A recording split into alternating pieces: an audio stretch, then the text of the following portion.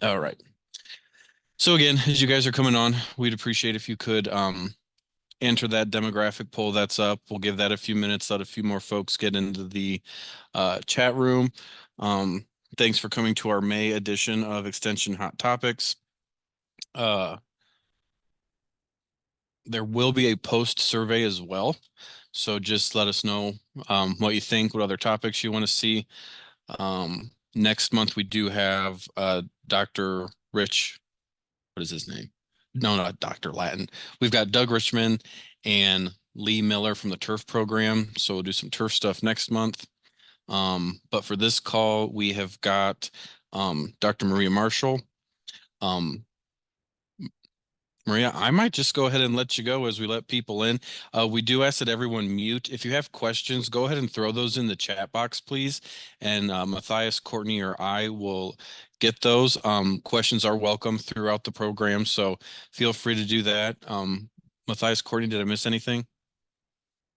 I was just going to say, Maria is the director of the Purdue Institute for Family Business, and she works with our farm management focus group and also with succession planning team.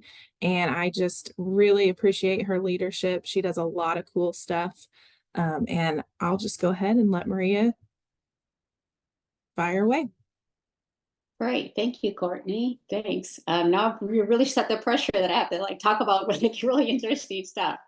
So hello, everybody. Thank you for inviting me to talk about the Institute for Family Business. I started the Purdue Institute for Family Business. It was first an initiative and then it became an institute because, well, my job is really small business development and really when we think about small businesses and their development, when you start a small business, whether you think it's a family business or not, it really takes family resources. It could be family support, whether it comes from labor, free labor, money, all kinds of things, right? So kind of the myth of the entrepreneur that starts by pulling up their bootstraps and all alone as an individual is really kind of a little bit of a false narrative, right? The biggest companies have started in their parents' garage or, with spouses as well working together. And so that really got me thinking about, we really talk a lot about entrepreneurship, small business, and that's really what I focus is kind of small and medium businesses,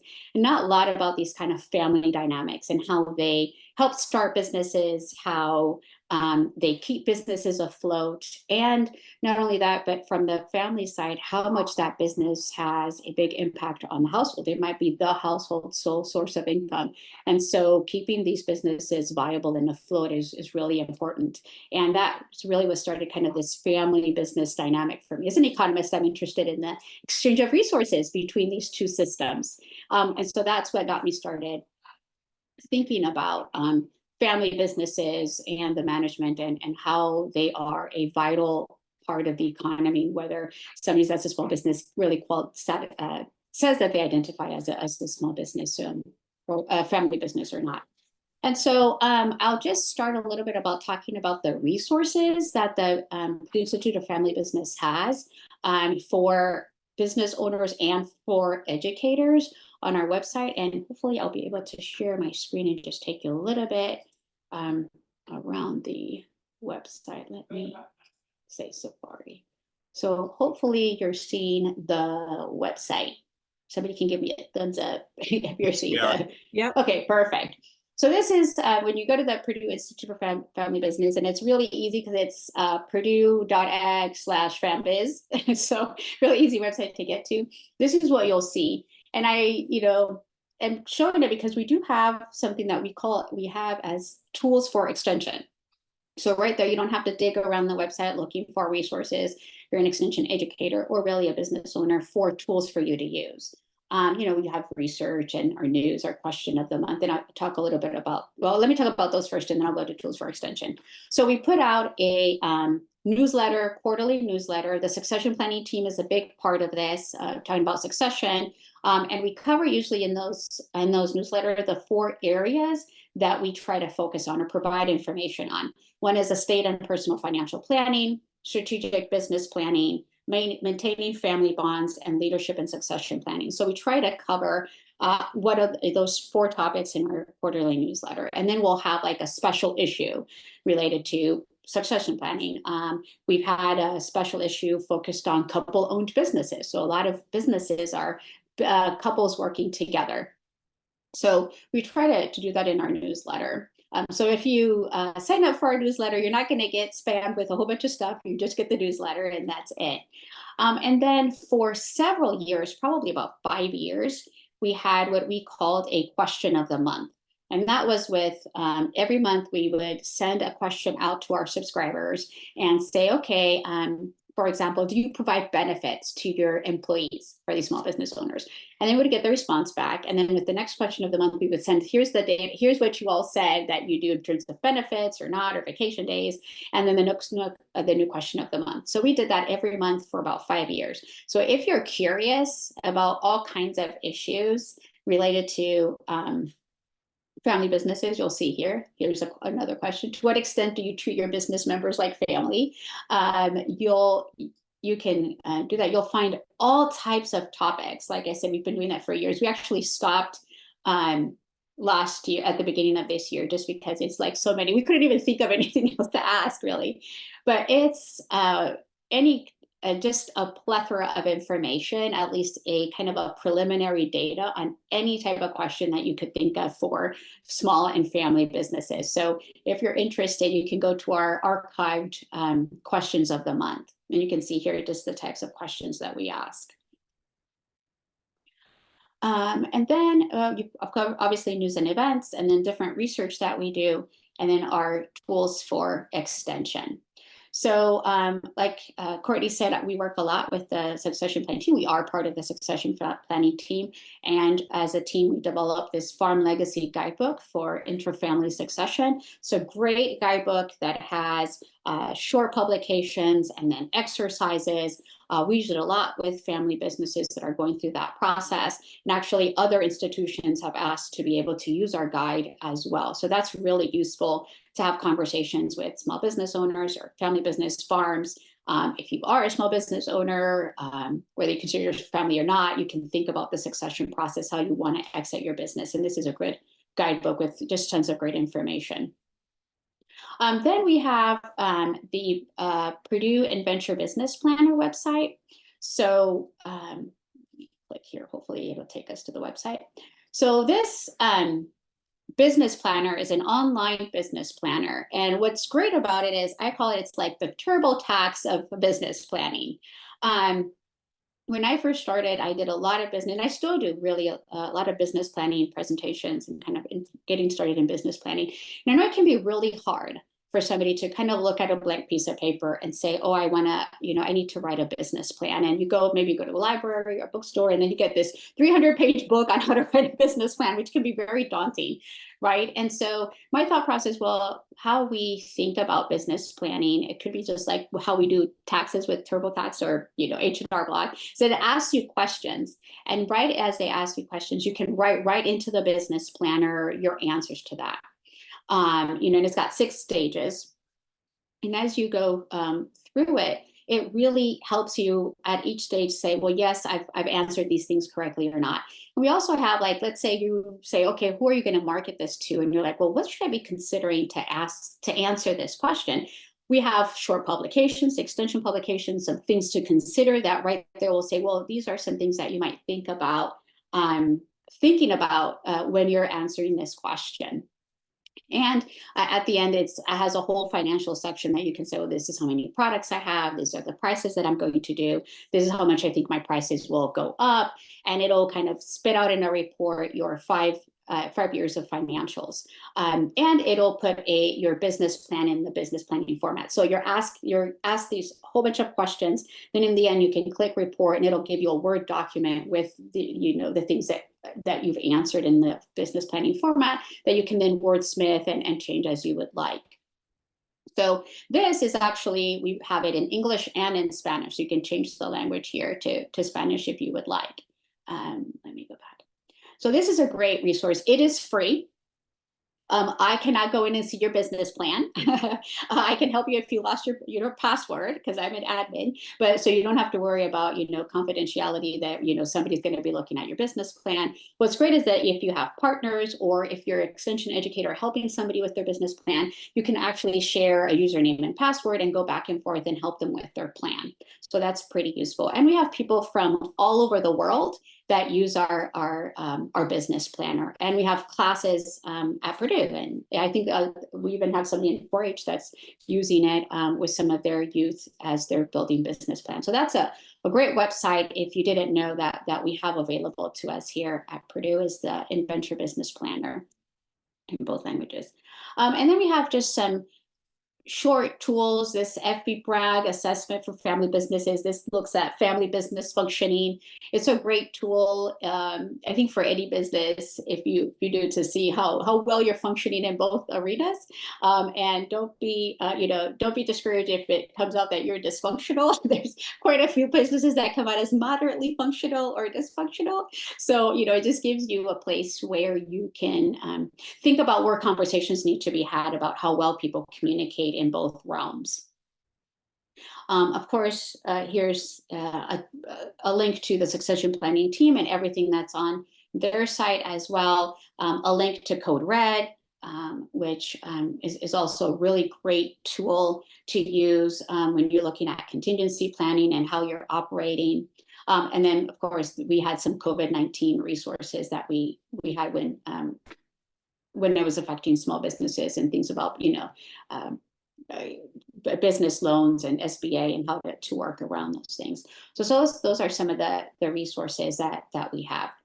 I'll stop here for a couple of seconds or a minute or so for any questions that you may have before I go into talk about some of the research that we do.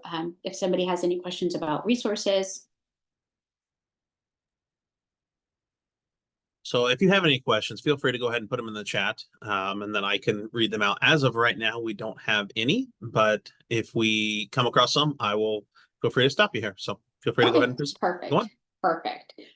So Courtney was telling me that you might be interested in some of the research that we do with the Purdue Institute of Family Business. So we have pretty much 2 research tracks, I would say, in the Institute. One focuses on disaster and disaster recovery, small business disaster recovery. We did some big studies focused on Katrina, and we focused on Mississippi because everybody during Katrina was kind of focused on Louisiana, and looking at small businesses and how basically their recovery process. A lot of the research that had been done before had been done on small businesses that had recovered, right? So saying, well, all of these small businesses had insurance, or all of these businesses had, labor constraints, and just saying, well, okay, well, because they had insurance, then it must be that the small businesses that closed didn't have insurance. So one of the things that was interesting about our study, or more unique at that time, was that we actually surveyed businesses that had actually closed. And so that really gave us an idea of, what are the differences between small businesses that closed and ones that were opened. We also realized that recovery is really a process. It's not a one-off. So if you're doing research in this area and you're going immediately after the disaster, you might find a lot of businesses that are closed. Well, that actually doesn't mean they're closed permanently. So what we found is that some businesses closed, and then it took them 6 months to reopen. So figuring out, when you're asking small business owners that whether they're open or closed, or whether they're actually permanently closed. And so if you use secondary data, you realize that, well, okay, they say this many closed. Well, they might have closed for many reasons. And one of them might have been the disaster, like a tornado. And some of them might have been like, okay, they decided to retire, or there were deaths. So we were able to categorize, like, why were people actually closed? So we do have one question here. Mm-hmm. So are the business planners directed towards ag-related businesses or for any small business? For the business planner, that is any small business. It does not have to be ag related. You could put your whatever product you have, it'll say product 1, product 2, and then how much. So any business could use that business planner. There are examples. So we have a couple of example business plans, and those are more ag food related. So there's one on like a masa plant with like a processing plant, and another one I'm thinking it's also ag. So the two that are ag food related business plan examples, but anybody can use the business planner.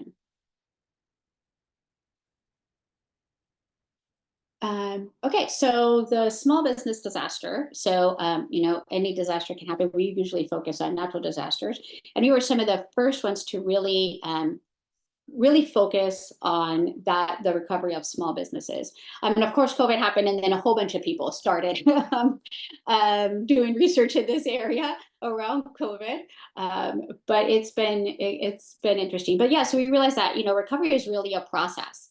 And it can take people a lot of time to recover. And then even how we define recovery can be very different. So you've got, we tended to think, okay, when we think about resilient businesses and businesses that are recovered, how are we really operationalizing that? How are we really thinking about businesses in general, what that looks like? And so we realized that people are using kind of these resilient recovery definitions kind of broadly. And we, decided to build a kind of a framework so that people were using the same language. And for us, it was, well, if a business reopens and is continued operating, but they are below where they were before the disaster hit them, right? So they haven't been able to get fully exactly where they were before. You consider them, they're survivors, but they're not really fully recovered just because they're open. Again, right? They're still below where they were in that trend line that they would have had if they would have continued to operate and if they hadn't been hit by that shock, by that disaster. If they get back to that trend line, then they're actual recovered.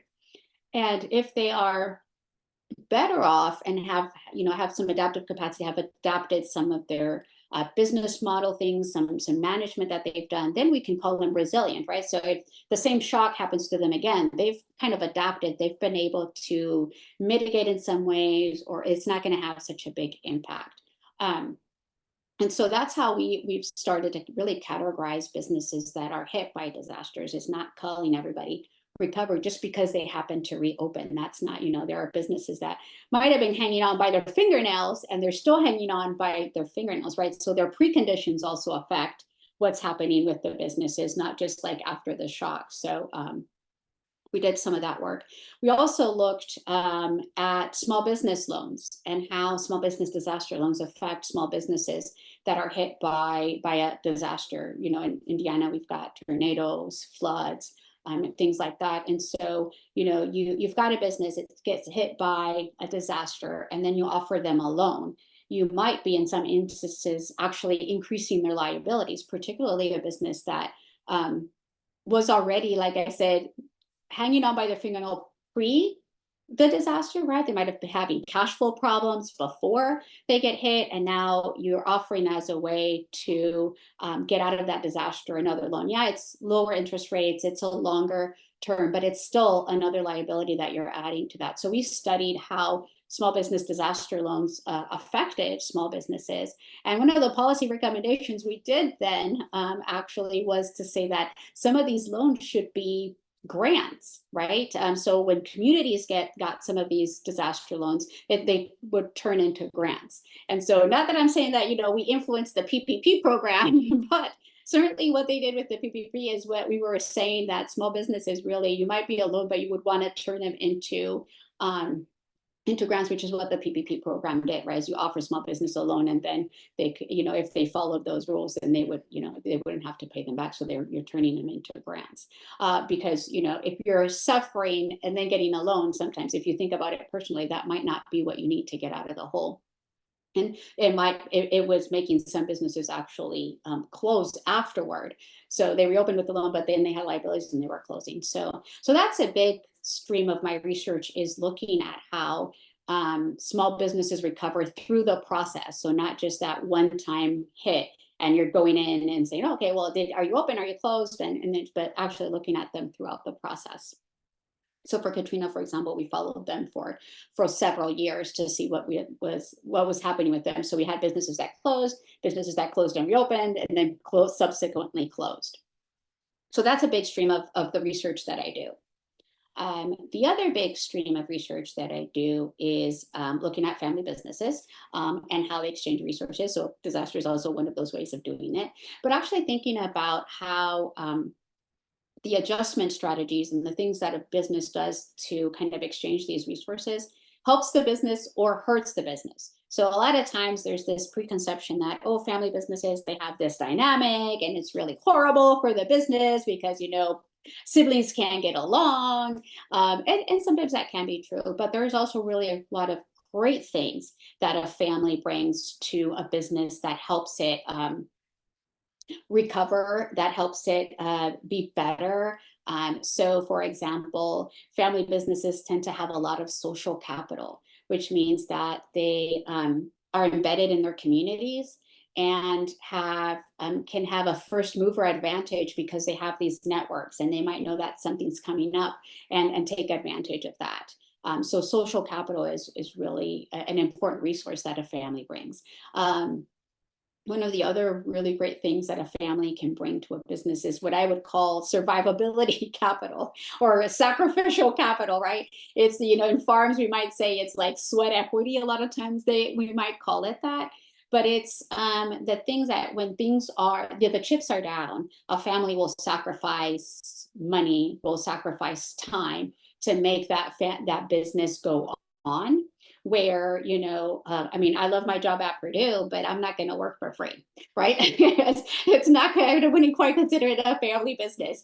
But if, you know, if were my livelihood and if my spouse had a business, then I might say, yeah, sure, of course I will help you. I will do whatever I can to make sure that this business goes on. And that's something that family businesses have that non-family businesses won't have. A lot of times we'll call it social emotional wealth.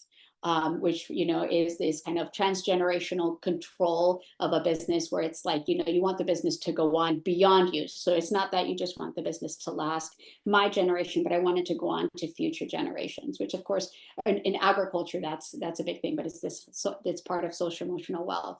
The other part of that is there's a lot of emotion around the business that you would have, and it can be good or bad. So on the emotion side, you have business owners that are very emotionally attached to the business, and so they research has shown that they might add about 30% to the value of the business, right? So the business might be worth $1,000, they'll add 30% more onto that, right? So because they think, oh yeah, this business is so wonderful, I spent my whole life doing this. On the bad side is like, they'll add that 30%, even if they, you know, you're a second generation, you've had a horrible experience. You're like, I have sweat and tears. I've had to deal with these people my whole time. I'm still going to add 30%, you know, just because of that. So that's that kind of that emotional tie to that.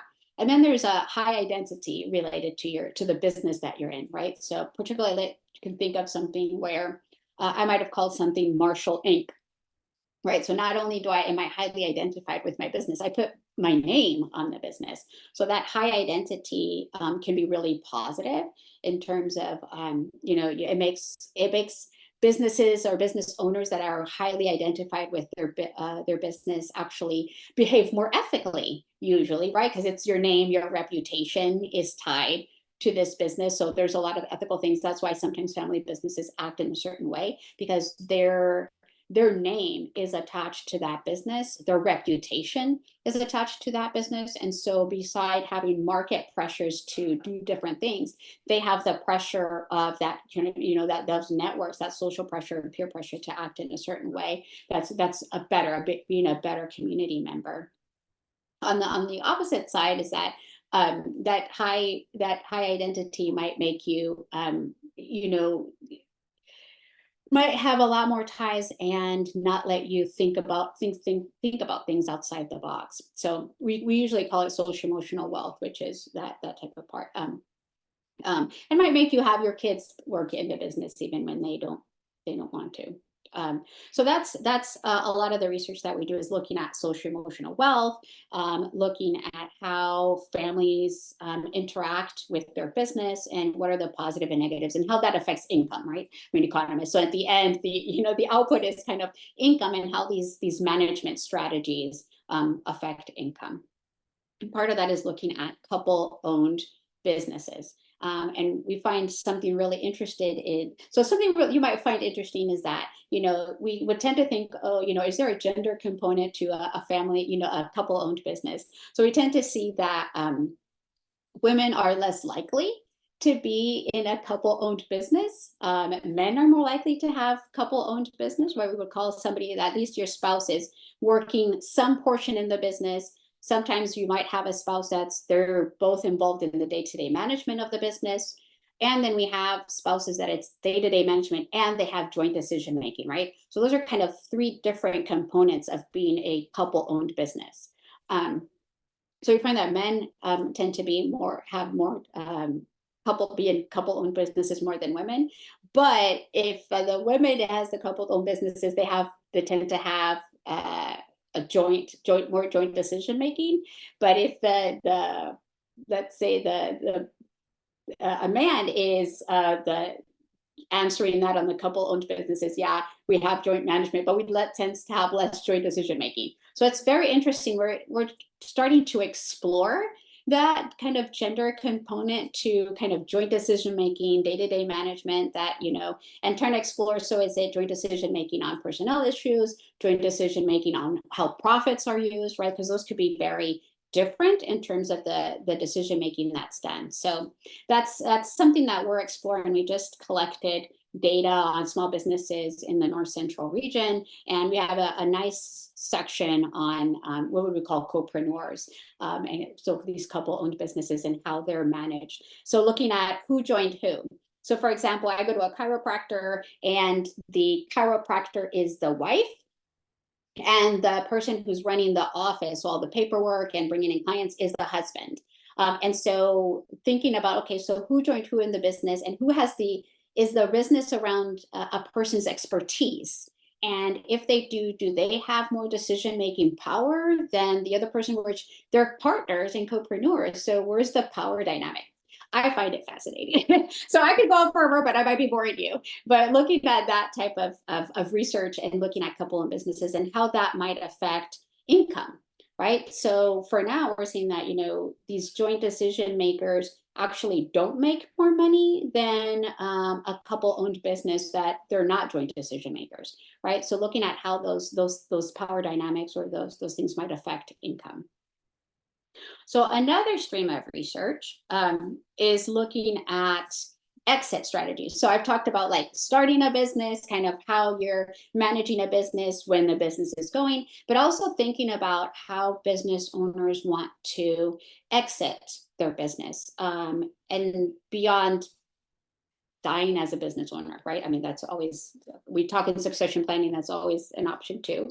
But of course, with the succession planning team, I work a lot with farm families and their succession process. But all businesses have to think about how that owner wants to exit, whether it's closing the business, right? Selling it to somebody else within the family or outside of the family, or selling it to employees or current managers, liquidating. All of those are options to exit a business. So thinking about how are they thinking about that process? What are the factors that influence their exit strategy? So for example, we find that a business owner that has this high social emotional wealth that I was talking about is more apt to give or sell their business to a family member, right? Then their third option is kind of to sell to an outsider. And their last option is to liquidate, right? So if you're like, remember that transgenerational control, high emotion, high identity, the last thing you're going to do, your last option of all of those things is to liquidate your business. But interestingly, we find that if your business is located in a rural area, you are less likely to want to sell to an outsider, somebody outside your family. That's what I call an outsider, somebody outside your family. You really want to like sell or give to your family, or you'll liquidate, which is very interesting. So that might have something to do with embeddedness and thinking about how somebody's going to treat a business that you might have had for a long time, and will they continue with the same processes or treat your customers the same way? So it's an interesting dynamic. why I think that type of research is important, it's because there's going to be, with the baby boomers retiring, there's going to be about $1 trillion worth of wealth transfer in the next 5 to 10 years as the last of the baby boomers start to retire. So a lot of small businesses are going to be up for sale or liquidated, or hopefully or having an intra-family succession. And that has huge implications, I think, for rural Main Street, where if you think about, the businesses that it might be the linchpin for rural communities, it may be those small businesses. For some businesses, it's that quilt shop, or that diner, or other businesses that might be actually function as community centers as well. And so thinking about how those owners are going to exit their business has big implications, not only for the business owner, the family, but that community in and of itself, that small town in and of itself. So that's another stream of research that we're pursuing, is looking at exit strategies. How do we think about policy around how somebody wants to exit their business, and what do they prefer? What are the characteristics that might say, okay, well, if this person is this type of person, or in this type of a community, we might want to have extension materials that helps them think about this. But not only for the business owner, but also thinking about a younger person that maybe, we tend at Purdue to talk a lot about entrepreneurship, and in my opinion, focus a lot on venture capital and that, unicorn that's going to happen, that then you're going to sell to a VC, or, sell for billions of dollars, where most people start a business, with their credit cards and their family, and that's how you start. But there are a lot of businesses that are going to be for sale, and having that be a viable opportunity for younger people to buy these businesses, to keep them going, that are viable businesses, right, that are making money and can provide a good livelihood. So thinking about that in terms of not only the business owner itself, but thinking about how are we thinking and providing younger people information about being an entrepreneur without having to start maybe from scratch, but actually buy into a business and have that business owner be a great, provide that professional development, have that business owner that's been running that business be a guide, and think about how they can finance that exit. So those are kind of my big 3 research streams of research that I have, like entry, kind of in middle ground, where they're working, and then exit. I'll stop there for a second for any questions or comments as I get a drink of water. So, Maria, they have talked about COVID-19 with putting more people to work from home. There may be more people moving out to rural communities now that they can work from home and not have to do a commute and live in a city. Is there any research yet, or have you seen any of people actually moving out of the cities and into the countries? So there is research on remote work, and definitely in the height of COVID, as people were like, oh my God, I really need more space, and I don't have to commute, there was a big shift. There are a lot of companies that want people back in the office, but there are opportunities. Interestingly, our research shows that the people who really want to work remotely tend to be a little bit older and have experience in a company, and a lot of people that want to have some kind of in the business context, so kind of work a few days at least in the office, tend to be younger. And women also would be like, no, I don't. So the thing about working remote is that with COVID, you had working remote and caregiving on top of that. And so one of the things about working remotely and having that caregiving top is that women left the workforce a lot, right? There was a kind of a bigger impact on women leaving the workforce or wanting to work remotely. And so now you see kind of a shift, at least in some of the research that we're saying, that women are like, okay, yeah, I do want to work remotely, but I also want to be in the office a few days a week. I don't want to be remotely every day, particularly if they tend to be younger. And the younger is male and female, but particularly if you have like, you're like, okay, I don't want to do that. The problem is that if you're going to a more, let's say, rural community, for people to be able to work remotely, there also has to be housing and caregiving opportunities. And what those are big issues in rural communities is that there's not enough housing stock. That's a variety of housing, and there are not enough caregivers, right? And whether it's well, in all areas, but mostly if we're talking about childcare, there's just not enough, and so that is a hindrance for people to work remotely. So what we're seeing is like, yes, somebody might be wanting to work remotely and might want to go to a rural community to do that, to have a bigger space, to just have a smaller community feel. But the roadblock to some of that change is that there's not enough housing, and there's not enough childcare. And so those are things that those issues are issues that we're actually looking at and working on in the North Central Regional Center for Rural Development. So we're working on rural communities, and we actually have a couple of working groups working on housing, right? And thinking about housing in rural communities, because it's a big issue, at least in the Midwest. And then looking at caregiving. So Purdue got a ginormous grant looking at caregiving, but the North Central region actually did a caregiving survey that we've made open access, that you can look at, child care, elder care, and adult care, right? Because caregiving is across the lifespan. And so if you're like me, you might be in a sandwich generation. You have older parents, and then I have a younger child. And so now you're sandwiched into thinking about, how do I do elder care, or think about elder care? And then how I also need child care. And so how are sandwich generations be able to work? That also affects your ability to work in at a longer distance. So I don't know, I might have rambled, but those are some of the issues that are affecting this kind of remote from work and going into at least rural communities. Is there's those services that have to be there as well.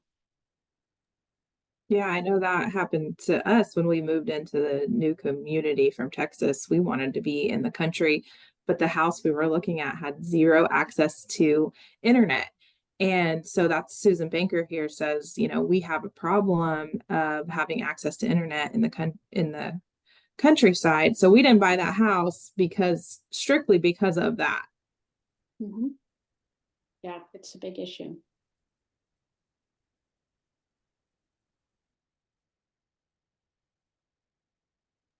So, could you tell us the North Central region, what all states and entities are involved in that? So the states are from the east. It's Ohio, Michigan, Wisconsin, Minnesota, North Dakota, South Dakota, Nebraska, Missouri, Iowa, Illinois, and Indiana. And I think that should be 12. So it's those 12 states. And that center, what we do is we work with all 34 land grant institutions in those 12 states. So there's the 12 1862, so the Purdue's, the Michigan states, the University of Illinois. There's two 1890s, so historically Black colleges and universities. There's Lincoln University in Missouri, and Central State, which is in Ohio.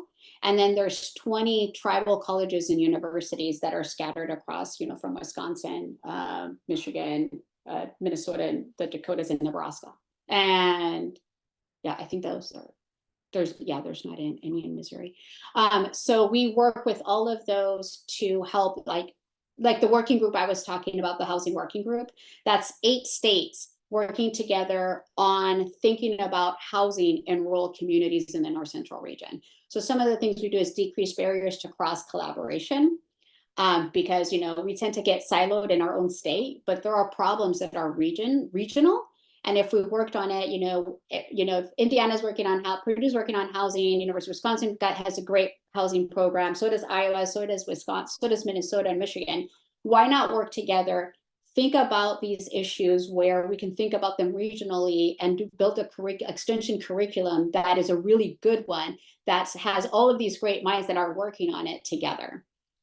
Same for caregiving. I think we're going to have a placemaking one as well. So that's one of the things that we do, is kind of bring groups together to think about big issues and make it, provide them funding to make it possible to do that. One of the other things that we have actually is we have a small an extension implementation grant. So if you're an extension educator and you see an extension program that's in any other state that you want to pilot, you can, it's $5,000 for you to either go and get trained or bring the trainer to you or to pilot that new extension curriculum. So that's exactly what it's for, is for you to pilot something from another state. Or if you built a great extension program and you want to train somebody in another state to do that, you can use those funds as well. So we've had states that have said, oh, there's a great program here at Purdue and I want you guys to come up and train us. That's happened with the Forward curriculum that's on workforce development. They went to Minnesota and did a train the trainer there. And we've had Iowa bring somebody from Michigan on, like, I think it was entrepreneur communities, and come and train the trainer at people at Iowa. So that might be, you know, something to think about if there's a program that you'd like to get trained on, or you know, do back and forth. That's what those funds are for. It's kind of these, I'm always thinking about how can we decrease barriers across state lines so that people aren't recreating the wheel and we're actually working together to have a bigger impact. Yeah, that's really cool. I don't know how you do it all. That's a lot. Sometimes I get a tick in my eye, but it's okay. Yeah, I bet. So if we wanted to look at the research that you guys have published, where would we go to see that? Well, some of the research on family business might be is probably on our research page of the Institute of Family Business. But you can go to my Google Scholar page is probably a good way to see. If you're really interested in the disaster stuff, you'll find all of that there. If you're interested in, you know, how small businesses react to disaster and resilience, you can go to some of that, because usually Renee and I publish together. So you'll find all of our research there. Okay. I'll stop monopolizing questions in case anyone else has them.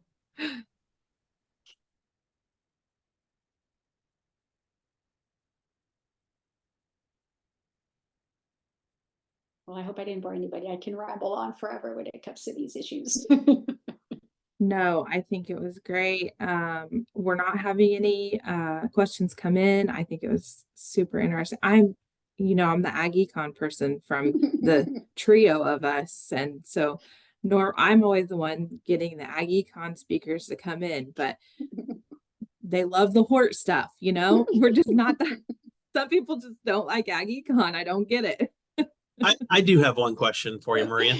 Mhm. So what are you looking at in the future? What are some of the things you are going to start thinking about researching? What's on the horizon for you and the Institute? Or what do you see coming down the pike? So I think looking more in depth at these exit strategies, because I think not a lot of people have really thought about, you know, they think about mergers and acquisitions and not really looking at smaller businesses and how those affect communities when they close, or how that exit. I think that is research that really hasn't been explored very much. And we just finished collecting data on this kind of income, you know, the older generation, sandwich generation, and younger generation related to farm succession. And we use these kind of Q methods. It's a new method for us. And it's where we interview like the different generations and have these statements and say which are the most like you and which are the most not like you. And we're looking forward to kind of looking at those differences, because those are differences in values on how to move forward in a business and in a family. And so thinking about what is similar, what is not similar, and how we can incorporate that in some of our succession planning stuff, I think is going to be really interesting. Because when you're thinking of succession and moving on, you have to think about, so we're thinking about the objectives and goals of which it should be the successor generation, right? Because they're the ones coming in. They tend to be very future looking. And the incumbent tends to be more kind of backward looking, like, oh, this is the way we've always done it. And now you want to change things, or you want to do more something that's risky, but I don't want to risk my business that I've had and I still might rely on. So thinking about those issues in a little bit more drilling down a little bit more than just saying, yeah, I tend to be forward and backward, but how does that really affect how that process goes along? I think those are some of the two big things that we're looking forward to.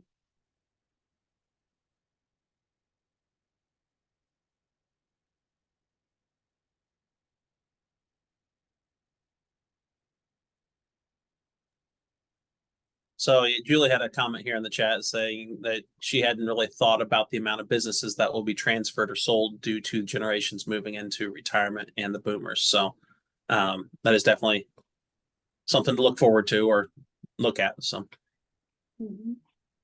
any other questions for Maria?